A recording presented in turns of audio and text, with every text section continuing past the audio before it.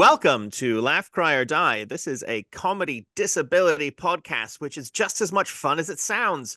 My name is Steve Wilbury, and with me, as always, is Naomi Strain. Hello. And today we have a special guest, Naomi Pitcher. Hello. Naomi Pitcher, I know from seeing across the field at circus festivals and being like, that chick's really good at hula hoop. I should go talk to her. And she's super lovely. And whenever she sees me, she calls me Amazing Steve, which makes me feel super rizzed up. She's awesome. Yeah, strange opinion. Strange opinion. So welcome, Naomi. How are you doing today? Yeah, good, thank you. Thank you for having me. That's all right. Where are you coming to us from? I'm in Titirangi in Auckland. How cold is it? How cold is it this morning?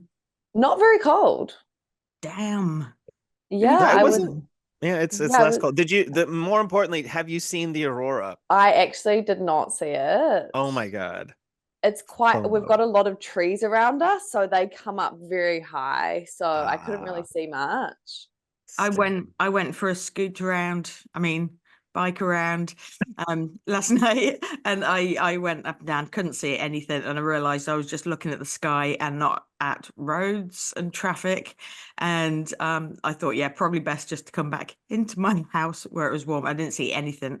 The night before we were filming outside and we saw a red glow, but I look at the sky and I can't see anything, and then I glance at everyone's phones and it looks amazing. That's because phones are better than your eyeballs. But I was opening my eyes really, really wide, and no more images got in there. I was looking as hard as I could. But you can't put your eyeballs on 30-second exposure. You can't just be like, don't drink more light. Surely, though, if I'm not blinking, that's exposure. If I'm just staring as wide as I can to let as much light in for as long as I can, surely that would work. But then I guess at the end of 30 seconds, I'd have to click and save that image, and then I could look at it later. Yes, and is that how eyeballs work? No. No, Sorry, no, it's not, is it? Sorry. No. Is it? I think you need to go back in the corner and put on your thick hat. I told you today was going to be a dodgy day. Today is a dodgy day. In case you haven't noticed, we tend to rattle off on bullshit tangents all the time for no reason, and it's just what we do. So Naomi Pitcher, do you want to tell us a little bit about yourself, like what you do, what you're up to day to day, what life is like? Yeah, well, I guess I've always kind of viewed myself as an entrepreneur. I started my hairdressing and makeup business 7 years ago, when I was living in Hamilton, and then I also moved to Raglan a few years ago and worked out there for a few years before moving up here last year. So I do hair and makeup day to day, and I just train circus a lot, and also performing on the weekends and traveling all over the country, doing shows and festivals, and have a really big overseas trip this year as well. So yeah, it's all very go, go, go, and very fun. What's your circus thing? What do you do? I specialize in hula hoop, but I train all sorts of different types of circus. So I do aerials, and I train like flexibility and handstands and all of those. Even if some of them I'm not as good at, like handstand, it's kind of those slow processes of eventually maybe being good at it in 10 years. Nice. Handstands are such a long road. When I Yep. talk to so there's a guy named Matthias who is the son of, well, you know this, Naomi Pitcher, Yeah, but yeah. Naomi Strain doesn't know. So the story goes, my friend Matthias, I says to him, who's a second generation circus performer, I say, what do you wish your parents had done when raising you, when I'm looking at my son, who is a second generation circus performer? And he said, I wish to God they'd gotten me to do handstands, because it takes so long. And if you start when you're 10 versus if you start when you're 20, that's a whole different thing. Yeah. So are you teaching Lewis? Are you teaching him how to do that? When he wants to train, which is almost what he really likes doing acro balance. And when we do the fun stuff, I'm like, okay, we've done the stuff you want to do. Now you have to do 5 minutes of handstands. And then hopefully he'll thank me when he's older. Like my parents made me learn how to touch type, but circus. So Handstands are more important. that's much more important, obviously. So when I see Naomi Pitcher's Instagram, you are such a rock star. You're doing this, you're doing that, you're doing the things, you're getting it done, you're kicking butt, you're doing the stuff, and then bam, laid low. You had a kidney infection. Yeah. So can you tell us a bit about that? Yeah, well, that was really rough. So it knocked me out for a week, and I'm quite intuitive about my body. So it started with some like back aches, and I was like, okay, well, I'll lay on my Shark mat and I'll see if I can get rid of this back pain. And lo and behold, my back seemed a bit better, but the pain was still really bad. So I kind of just intuitively was like, okay, body, like what's happening? And it was like my kidneys. And then I looked up the anatomy of the body and I was like, okay, that's where it's coming from. So I was like, well, let's just wait a day and we'll see what happens. And yeah, it was very bad. I was having full body like shakes for about 20 minutes at a time. It was just like full body trembles, which I'd never had before. I was at one point, I was just praying to God that I will never drink ever again if I get rid of this. I was like, please God, I'll never drink. I'll never do bad substances for the rest of my life if I make this better. And I ended up going to the doctors quite soon on, because when I realized it was a kidney infection, I was like, well, antibiotics is the only way to get through that, really. So yeah, I did get on top of it quite quick, but it was a really rough week, and it does set you back, like in circus training, to have a week off, training and feel like you lose strength. It does suck, especially after having a summer off and like off at festivals. Aerial training and all of that kind of hardcore training does get pushed to the side. So it was quite sad to have a week off and then also have a cold last week. So you're pretty healthy, yeah, day to day. Am I wrong? Yeah. Yeah, you're not like a broken human. Okay. To come to that point where you're like having to listen to your body and like stop doing, like you're saying, the training and the things that you thought were you had to do that week. And like, was it a process for having to be like, okay, I need to listen to my body and stop? Or is that something where you can pivot really easily, do you think? Yeah, I really find that rest is the most important thing for recovery. So it was just like, well, I guess I'm doing nothing this week. And yeah, it was hard, like money wise, being self-employed, because it was like I had to cancel all my work and, all of the things I planned on doing that week, which was going to be quite a lot. So yeah, I guess it was just kind of having to just be like, oh, wow, this is happening now. And taking care of my health and my body is always going to be more important. It's a really hard thing to do when you know you've got stuff to do and your body is stopping you. And I think Steve and I, we both so often just keep on trying until we collapse. And that's really not healthy long term. And you're going to end up probably doing less overall because you're not giving yourself that chance to recover. So, like, when you had to step back from doing your things, like, how stressful is that for you? It was pretty stressful, like I guess financially as well, because it means that, my whole income was like shifted back, and like eventually the clients do come back in. But yeah, it was just stressful not having to kind of catch up on everything. But I'm really lucky. I do have a really supportive partner that did a lot for me. So he did really take care of me. So I could just lay there and cry pretty much. And once you started taking the antibiotics, how long was it before you stopped being in pain from it? It was still about like 3 days or something before I kind of came back right. So were you on any painkillers for the kidney pain, or were you just like gritting your teeth? Yeah, I was on quite a bit of painkillers. I was taking ibuprofen and then topping that up with Panadol, but it didn't actually get rid of all of the pain. Sometimes it was easier, but yeah, a lot of the times it was just me just like straining in bed, just like, oh, holding myself crying. Oh, babe. Like those moments when you're just like, all I can do is just rock back and forth and just be in agony. I think for Naomi and I, we're very protective of that time because we're so concerned with not putting our weights on other people. I think, am I right in saying that, Nay? Yeah, because we normally pile everything on to other people, or well, not on purpose, but other people are always having to deal with whatever issues we've got going on. So yeah, it's kind of becomes second nature to not let it happen all the time. I always have mine in the shower. I call it popping an emotional zit. Is every once in a while when I'm just like super overcome with bullshit, I'll like go in the shower and just like, and then I'm like, it's in the shower. It's everything fine. Everything's fine. But I've all kind of just washed it down the drain, got all my emotional pus out. Maybe I need a big cry. Is that what you need instead of a seizure? Is a big cry? Yeah, maybe it's not, epilepsy or FND. Maybe it's just I'm a bit sad. Maybe that's it.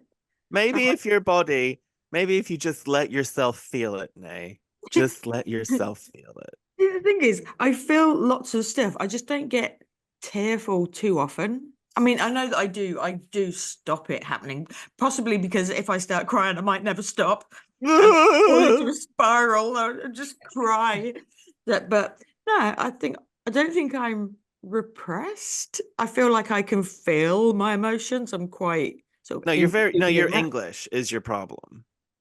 Yeah, cup of tea and everything will be all right. Yeah, it's fine. I Maybe have it's that, emotions, but yeah. we shan't discuss them. Ooh, no. But no, I mean, I do look at, like from a psychological point, I don't avoid the negative feelings.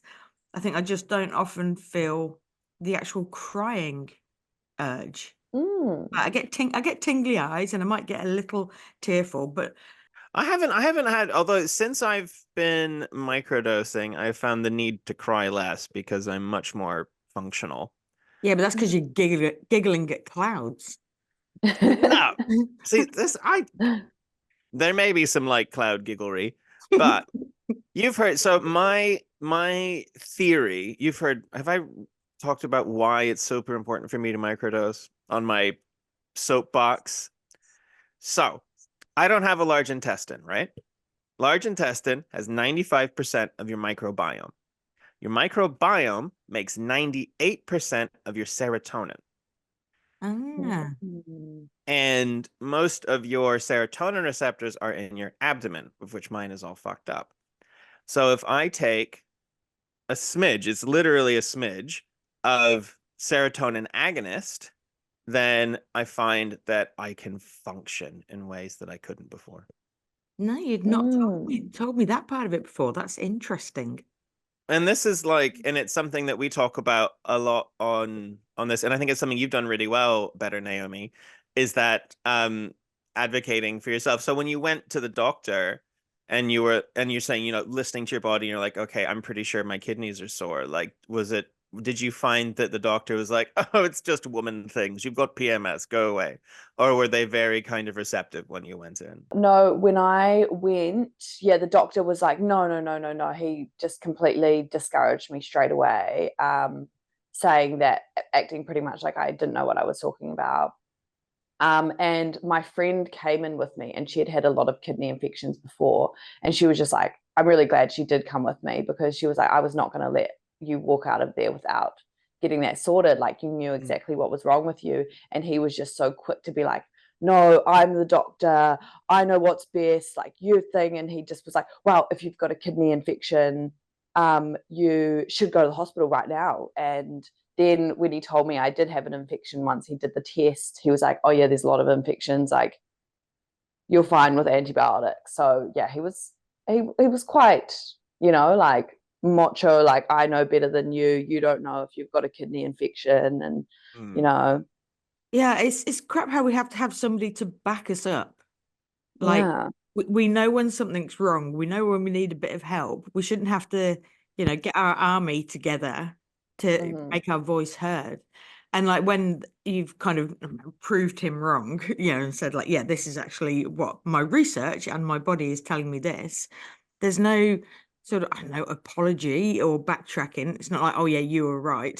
It's still kind of brushed off as they make it, oh, this is what I've decided. It's so dismissive and frustrating that even now that it's quite well known that women do get sort of judged a bit more harshly within the medical system, it doesn't seem to be improving. It's one of those things where it's just keeps on happening, even though we're all now very aware of it. Yeah, one of my clients actually, she, and this is one of my hairdressing clients, she had a blood clot and she went in there and the doctors were like, no, you're fine, go home. And she refused. She was like, no, do more tests. Something is wrong. And if they sent her home, she probably would have died. But because she was so insistent, nope, there's something wrong. I'm not leaving until you do more tests. And yeah, there was a blood clot in her lungs. And she's only, in her 30s and stuff like that. So they just wiped it off, being like, no, like that's, you're fine. You're too young to have a problem like that.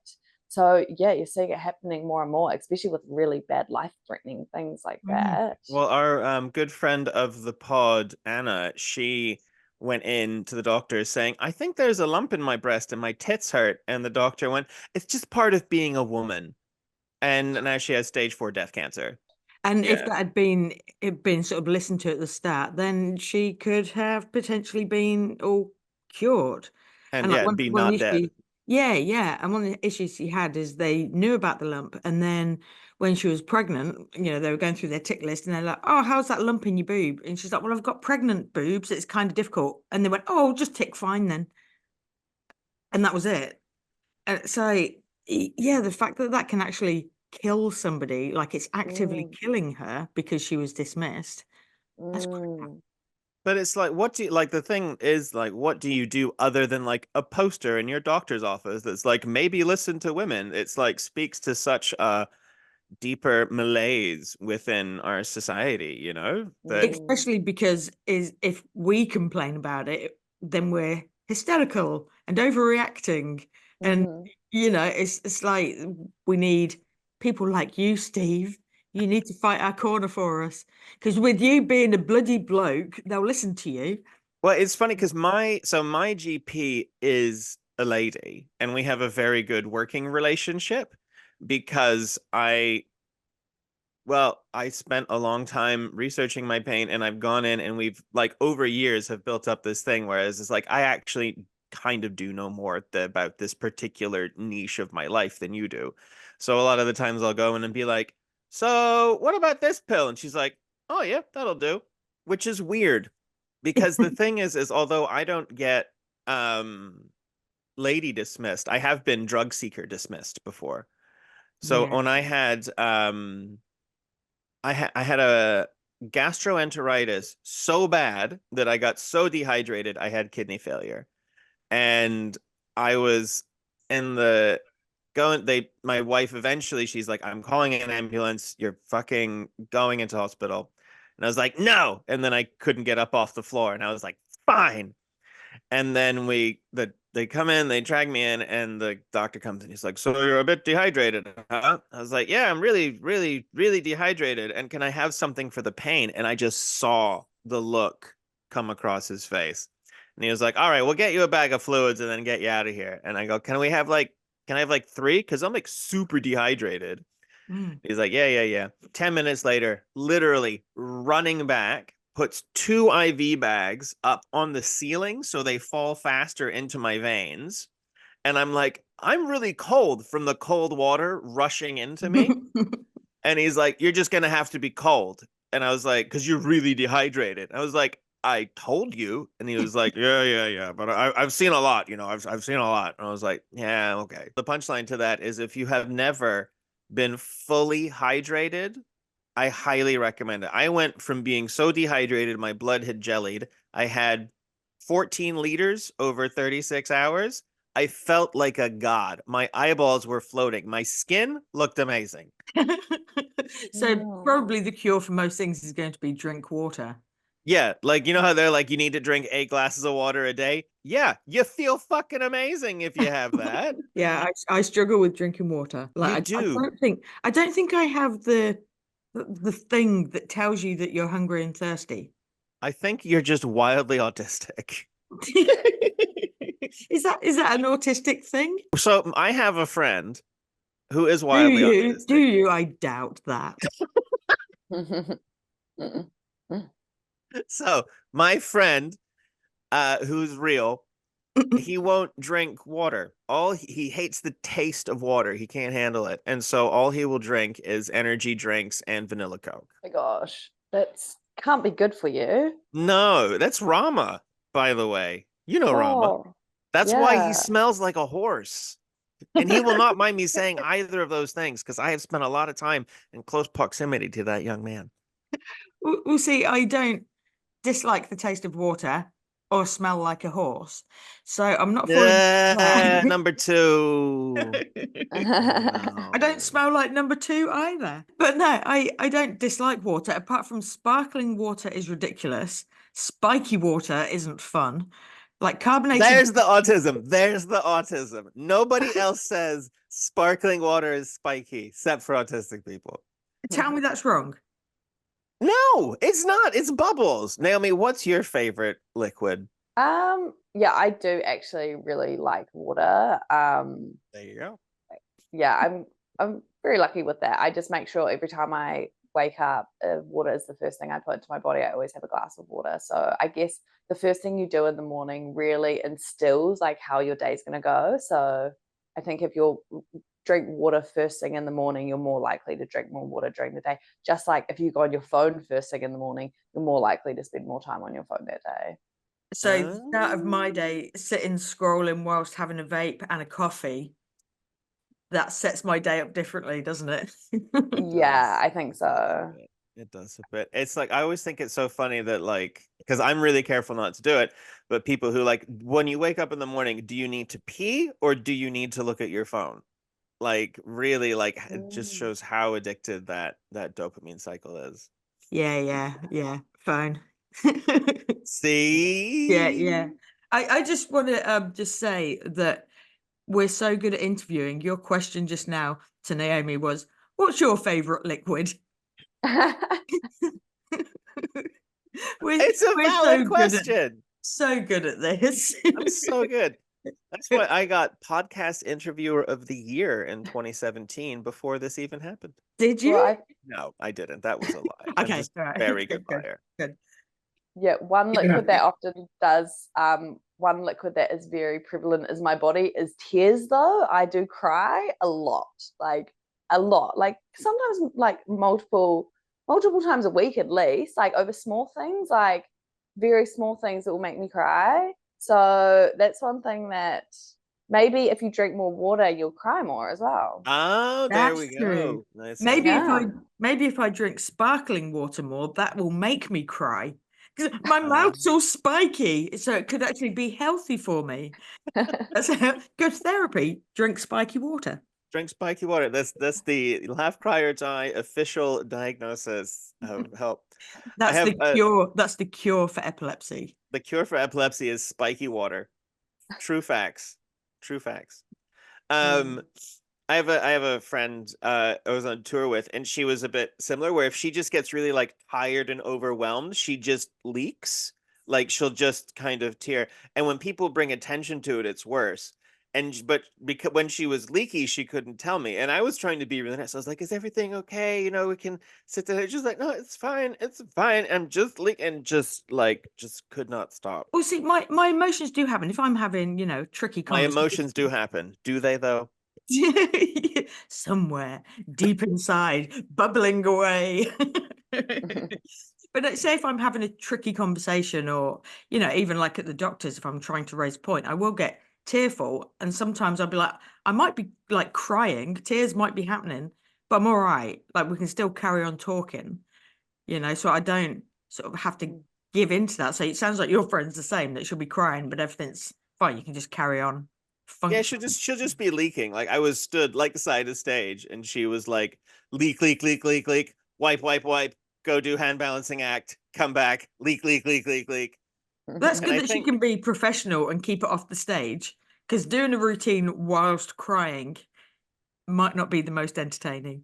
but I think that's what like really big tours like that do is it's like being able to switch it on and then switch it back off. Like it's a totally different human being that's on that stage from the person who's side of stage. You like as soon as it like your name comes out and you're like, okay, time to go do the thing, and then for however long you're a different human being. Yeah. It's why I love it so much, because that's when, like I say, that's when I don't have pain, is when I'm on stage. Yeah, I think that's probably like when I've told you before about when we did the trial.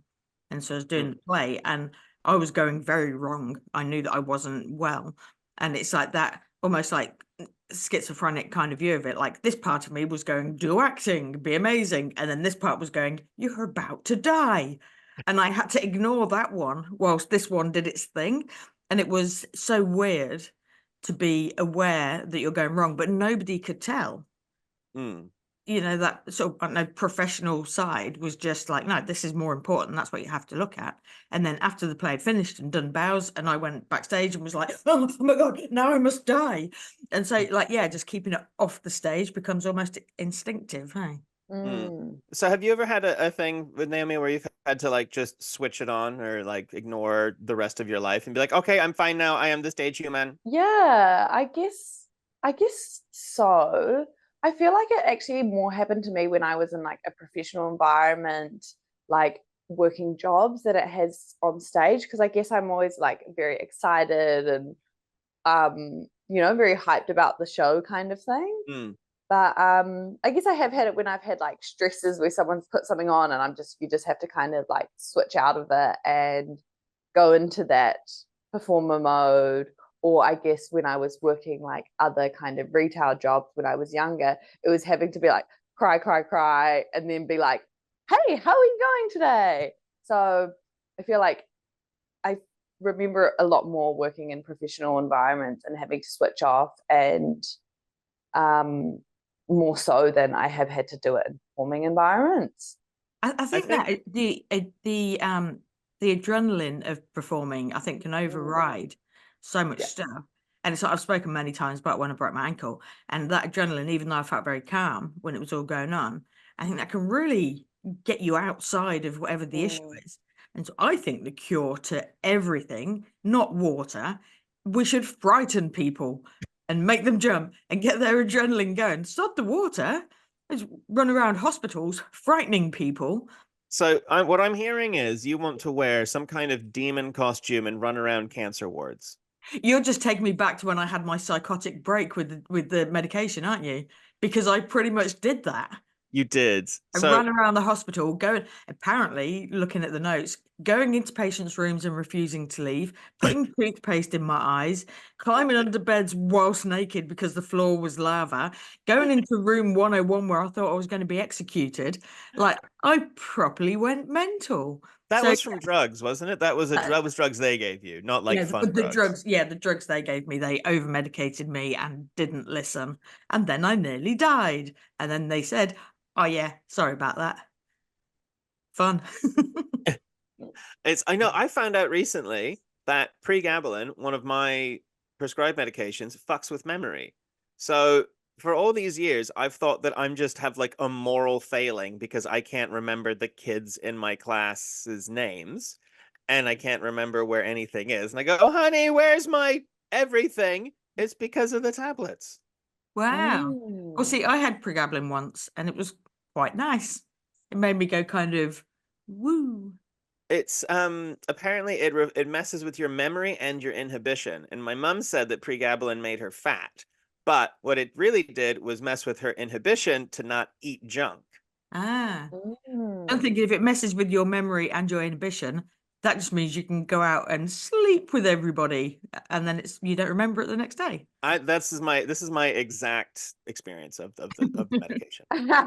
So the point that I wanted to get to before, and it was something that I think is really speaks to kind of like the pith of this whole podcast, is that thing where you're saying where it's in like professional environments where you have to pretend everything's okay and go on and get on with your life. And the term masking gets thrown around a lot, but we do always often wear these masks in public where you're like, how was your day? Yeah, everything's great, because we don't really want to know that our friend's dog just died or what the fuck ever is wrong with them.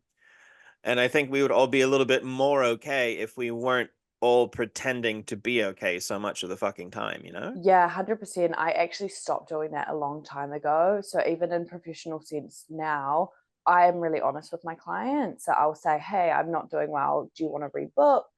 Or I will say, hey, like I'm maybe not feeling as good emotionally. Like maybe we just be a little bit quieter, or we can talk about things if they're interested. Or often I wouldn't put that on my clients, but now I actually am really honest, like with myself, and I don't mask, and I don't, if someone asks me how I am and I'm not good, I say, I'm not good. Like we don't need to get into it, or we can, or like, so I actually don't do that anymore, because I think pushing down your feelings and stuff will only bring them to the surface at a later time, when maybe you're less in control, you're tired, you're hungry, you're maybe, on something, and then all of those feelings will come out eventually. So I kind of just live really rawly. I think that's why I cry so much now as well. Plus also being like a hormonal woman, gets set off pretty easily.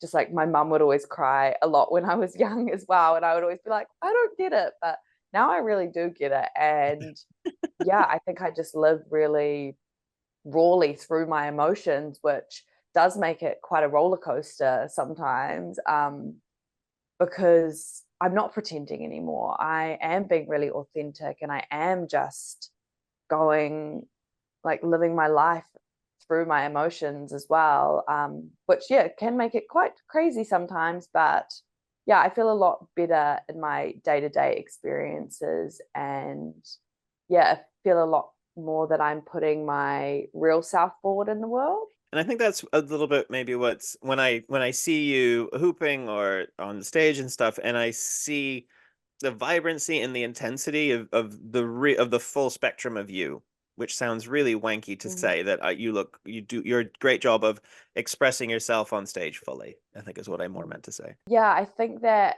it probably helps, like living more authentically through my emotions, is that because I'm not hiding them in other stages, when I am showing up on stage, I can just show up with that vibrancy and that bubbliness that I have, because in those other moments I'm letting that all out. Do you mean letting the negativity out, or you're used to letting the vibrancy out? Yeah, well, I guess I like let the negativity come out when it arises. And I guess normally when I'm in staging environments or performing, I guess I have got all of that excitement and adrenaline from the show, that I'm not as bad. And normally it's through those times where like on the weekend and stuff. So during the week, if things do come up, I'm just letting them flow through naturally, and I'm crying. So I guess it gives me more room for having those other emotions and Mm-mm. letting that out. I even try it with social media, since I do share a lot on there, and I share a lot about my life and all the cool things I'm doing. I find it's really important for me to also share the bad parts, and to share when I'm not doing good. That's why I did share that I had a kidney infection and I was sick, when, I know a lot of people that have had them now, especially after I said I had it, and no one shares that kind of stuff. People only share, we went on a cool holiday, we're doing this cool event, we're doing this amazing thing. People just think, oh, people don't want to hear when I'm bad, but it's like, that's not the reality of life. Like emotions, we have good emotions and bad emotions, and without either of them, none of them exist. So when we let those bad emotions out, we have more room for the good emotions. So Mm. yeah, I really like to just share all of that online as well. So Yeah, that's great, because I think especially when social media was first coming out, and it is that the ultimate mask, really, of like, this is mhm, the picture of my perfect life, this is what's like, and there's such yes. like a positive toxicity around motherhood and stuff as well. Like I have a friend who Mm, had Rachel, my wife, had really bad postnatal depression. I had a friend who had really bad, and she did a whole show about like the fact that you're posting all your baby memes and everything's great, but you're like really crushed, and like finding that space mm, to be not okay, but then mm, is that going to get me enough likes to not be okay? And then it's this real nasty cycle that, especially, I'm an eldest millennial. I'm as old as millennials get without being Gen X. But like the Gen Z and stuff, like the very start of that, like they got to see how the millennials were struggling. And like Lewis, my son, sees his mom addicted to the phone and doom scrolling, and he'll be like, Mom, stop doom scrolling. Or if she's watching a movie and she's got her phone, he'll be like, Mom, stop double screening. Like there's this awareness of how nasty it can be that there Mm, wasn't when it first came out. So it's great that you are sharing that, I think is my long way of saying. yeah. Well, Nice. that's actually interesting you say that because some of my young clients that come through, whether they're like maybe in between that 17 and 19, they come get their makeup done for their balls or their birthdays, and they don't actually use Instagram and Facebook. They say it's toxic because of that. Hmm. So they told me that it's for old people. I was like, oh, I guess I'm an old person now if I'm still, Facebook and Instagram are my still forms of social media. But I guess that's when it comes down to about picking what you want to see, finding like stuff that empowers you, getting rid of things that make you feel bad. Yeah, and I think she's about 8-year-old niece. She doesn't even like going on. She doesn't want to go on a phone. She wants to be outside playing because she Hmm. sees, I guess, her older siblings getting lost in this world of their phone, and she doesn't want that. So she's actually would prefer to go play outside. She would prefer to go and not be on a device, which I think is really amazing because I guess a lot of kids would prefer to be on their devices, but That's really maybe good. these younger kids coming through are realizing how negatively it's affecting the people around them's lives, and they don't want that. I do have a question about kidney infection. With having had kidney infection once, does that leave you more susceptible to having them in the future, or does it just mean you now know what things might stop you getting another? Yeah, so I'm not sure if I'm more susceptible, but since I had it, a lot of people have talked to me about theirs, and a lot of people do get them really reoccurring. But I guess I really like to take that really holistic approach with my health. Like I love to use like medicines to help us in those fast things because I think using natural and more medication things together work really well. But Yeah. I was like, okay, well, what can I do to avoid that? And it always starts from, well, mine did started from a UTI. So I guess it's just about making sure you're drinking lots of liquids and like also different things. But I actually drunk that weekend, and I've never really been much of a big drinker, especially in the last few years. And I drank alcohol without drinking much water. And yeah, that was the biggest one. And then I also had pizza, so I knew that I caused it myself. So now I just know, and that's why I just don't want to drink alcohol really at all anymore, because the adverse effects it has on your body is so bad. Like we're better off to microdose on other things and to do other things that are going to be a lot better for our bodies than I think drinking alcohol, especially without water. I think that's something like the Gen Z and Gen Alpha really have nailed as well. There are like so many people like would just much rather have like a mini dose rather than like 5 or 6 pints, and you just have a bit of a nice time and then you're not hungover the next day. It just makes so much more sense. Yeah, there Yeah. does seem a lot less drinking amongst youth. I mean, maybe I just hung out with really bad drinking people when I was growing up, but it was quite normal. Well, you are Well, English. yes, and that's what we go to, very big drinking culture. But I mean, I remember being quite young and getting very drunk. But one of the first things to do, like, sort of 15, 16, it's like, yeah, let's get some booze and go to a park. No, that sounds wrong. No, but as it just But drinking. it's the vicious truth of England. Yeah. I do actually remember just on that. I remember one time, I think we were 15 or 16, and we scraped our pennies together and we went and bought a bottle of wine. And then we went and sat in town somewhere behind some buildings. And then we're like, shit, it was corked and we didn't have a corkscrew. And we'd spent all our pennies on the wine. And so we went to a shop and shoplifted a corkscrew and went and opened our wine. That's how desperate we were for our alcohol. And then walked the streets drunk. Oh my God, I'm so classy. Wow. And they say the greatest generation is behind us. It's the thing, like I don't understand why boomers get so mad at young people for not doing the stupid things that they did. Like, well, these people, they aren't fucking drinking. It's like, great. I wish to God I was a Gen Alpha. They have sex with everything. Yeah, they're healthy and they're emotionally stable and they have sex with everything and they're just allowed to be, I think they're just allowed to be who they are. Hmm. And obviously there's still pockets of society that doesn't want them to be who they are. But in general, I think kids are allowed to say this is who I am, this is what I do. And it's like, okay, we'll go with that. Whereas your boomer society was like, no, you need to be what we expect you to be. That alcohol thing is really common though, where a lot of people, like even I grew up drinking like a lot, and all my friends around me were drinking a lot. It was very normalized for people to be having 20 drinks a weekend. And, but I guess you get to a certain age where your body can't, cope with it as much.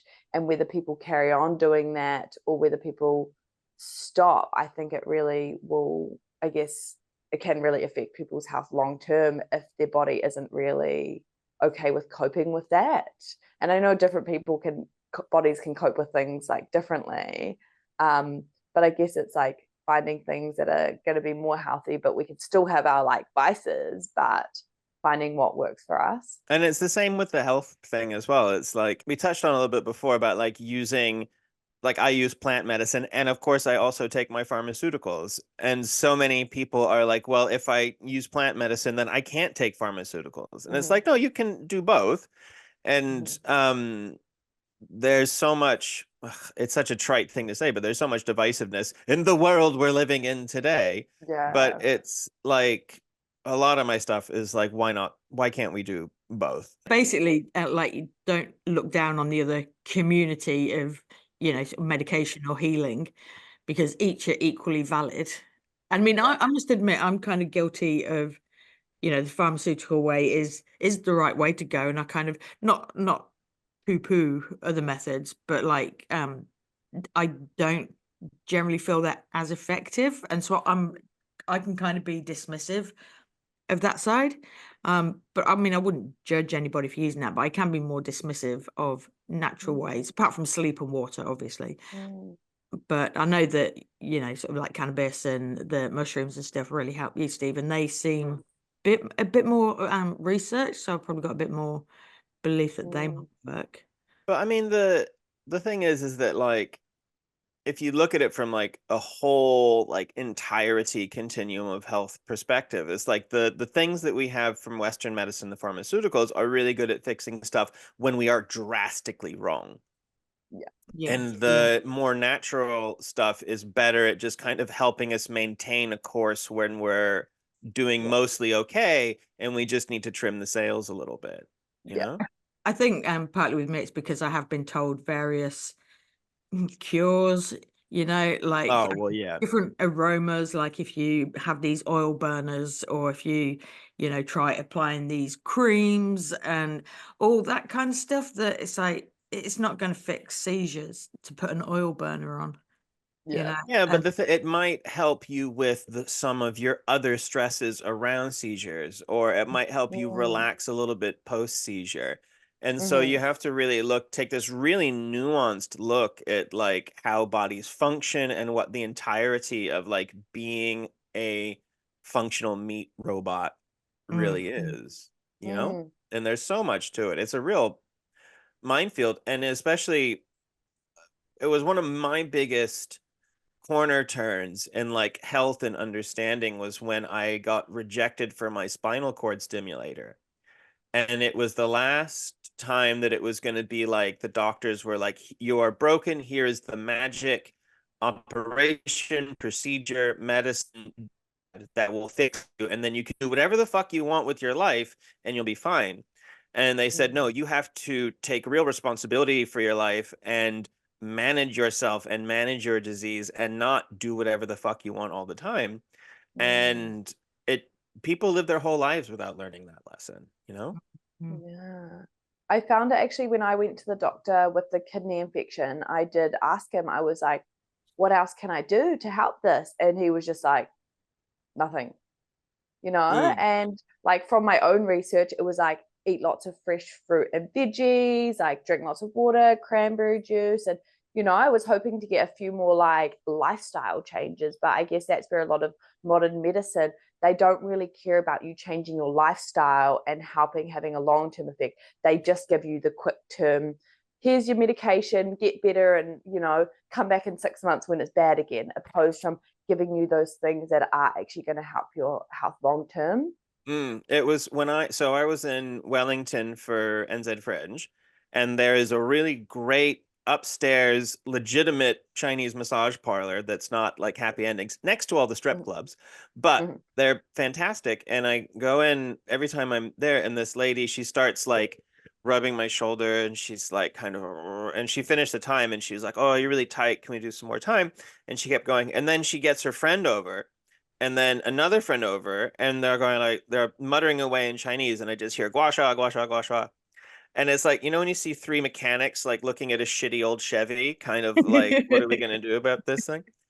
Um, and then eventually she upsold me, and she said I had a really bad chi blockage. And the first thing she said was, you need to drink more water and eat more vegetables.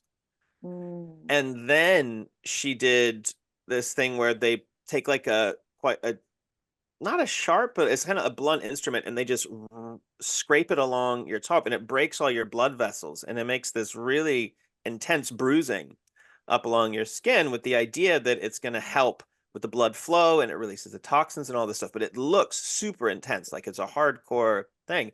But it was like, the most important thing is water and vegetables. Then we'll Mm. do this weird extra thing, you know? And Mhm. it's like this, and I wish to God that there was some system that did both things. And I remember even talking to one of the pain doctors about different things that I was trying in this. And he was saying that the Western medical approach is the only real way. Otherwise, you're just looking at like energy systems. And I think the energy system from the Chinese side has something to say for it, but it's not the be all and end all. And the Western Mhm. isn't the be all and end all. And Mhm. there's like I'm something that makes health, but it's not taught to anyone. Yeah, I Yeah. must admit, once when I buggered my back and I could barely walk, and I went to the doctor, and he said, I do actually do acupuncture as well. Like, I've got some stuff with me. Do you mind if I give it a go? And I was like, yeah, whatever, because I was in so much pain. And I'd managed to, sit down. That was about all I could do. And he put one in my neck, one in my back, and one in my calf, I think it was. And he was like, I'll just put those in. And then went back to the computer, and it was like 2 minutes later, he gave them a little twist and then took them out. And I was like, oh, I can walk. And I was like, from me being quite cynical, I was like, that seemed to work. So then I had to go to the acupuncturist again, for a top up. And she did a thing where they have the lit taper, and she'd hold it near my toe. And Oh, because the I like, moxibustion. yeah, well, see, I like the scientific, measurable maths behind things. And so going, oh, I feel better wasn't quantifiable enough. So when she did the lit taper on my toe, she said, tell me when you can feel it. I was like, can't feel it, can't feel it. And she went, I can't get it any closer without burning you. So I'll put some pins in you. And she put one in my ankle, and I nearly kicked her in the face. It was so painful. And I was like, take it out, take it out. And she's like, it's not in anymore. And I was like, right, okay. So then after she'd done all the bits and pieces, I went back the next week, and she did the taper to my toe again. And it was like 2 inches away. I could feel it. And I was like, well, okay. And she said, yeah, we've unlocked a channel, or, whatever terms. And then she said, I'll put the pin in your ankle again. And she did. And it was fine. Couldn't, really feel it. And it's like, that to me was a bit more measurable, that the things she'd done had actually had an impact on, it's 2 inches away from your toe now, and now I can touch this place. And so for my cynicism was like, but actually I think there might be something in acupuncture. I'm not poo-pooing that anymore. Well, it's the one that sold it to me was, there's a point on the back of your knees that's supposed to be linked to your low back. Mm. And when the acupuncturist would get that point, I would jump off the freaking table. And it's like, why is it that this one little spot in my body makes me jump?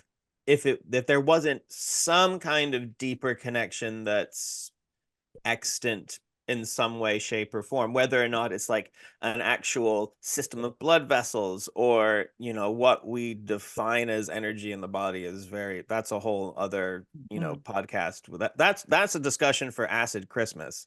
Oh yes, yeah. um Acid Christmas, where we put all the topics we don't quite understand. We'll put them. We're going to have a podcast Christmas party, which is Acid Christmas, and so all the random bits that we don't quite understand, put them on Acid Christmas.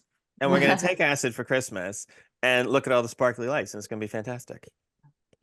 Yeah, I actually had a client which had similar, like going back to the medical stuff, and she was having problems with like part of her body and getting hair loss and stuff. And I always like approach my clients with, okay, well, what can you like put into your body and stuff? And then the doctor ended up telling her that she just needs to cut out meat and dairy, and then they'll cut out a part of her body, and then she can go back to eating meat and dairy, which really just told me that, wow, obviously the meat and dairy is causing it. But instead of telling her maybe she should reduce it or stop eating meat and dairy, they just cut out a part of her body. And then she went back to her original lifestyle. And I was just like, that just blows my mind. That doesn't make sense, does it? That well, it is and it speaks to like we were talking about before, when the modern capitalist Western lifestyle doesn't fit everyone.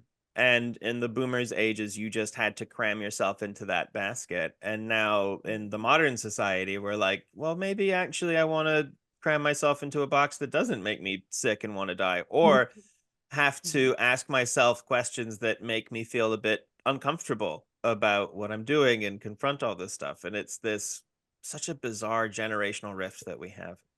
But speaking of rifts, we're out of time in this cross-dimensional space rift discussion that has meandered across topics beyond boundaries and through comfortable limits of human decency.